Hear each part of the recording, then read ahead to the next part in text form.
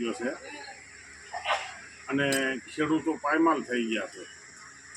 ખેડૂતને તો એમ માનો કે સરકારશ્રી કાંઈક રાહત આપશે, એને ખેડૂતને બધું નુકસાન જે કાંઈ થયું છે નુકસાની ભરપાઈ કરશે.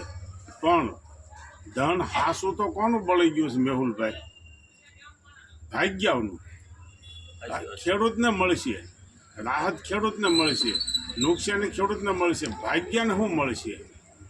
ભાગ્યનું સારું બધું નાશ ભાગ્યનું થઈ ગયું છે. મહેનત એની. એટલે સરકારશ્રીને એવી વિનંતી છે કે કાંઈ ત્રીજો ભાગ પણ ભાગ્યને મળવો જોઈએ. એમ જે ખેડૂતને નુકસાની મળે છે એમાંથી ત્રીજો ભાગ ભાગ્યને મળવો જોઈએ. એટલા માટે મને મેહુલભાઈ દુધાળાવાળા વાત કરી હતી, મને કે રેવાભાઈ તમે આ એક ભાગ્ય વિશે થોડુંક બોલો એમ. એટલે ભાગ્યને કાંઈક સમજે અને ત્રીજો ભાગ જો આપે તો ભગવાન સૌનું ભલું કરે. અને ભાગ્યને હવે મારે એ કહેવું છે કે ખડ તમે બાળી દો છો, છેઢે પાળે ધ્યાન રાખજો ને કે શિયાળો જે પાક છે ને એ સારો નહીં થાય.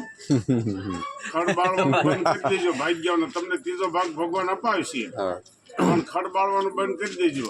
ગાયના મોટર નો શિયાળો પાક, બાહ્યો પાક છે એ પાક તમને ભગવાન સારો આપશે. જય માતાજી.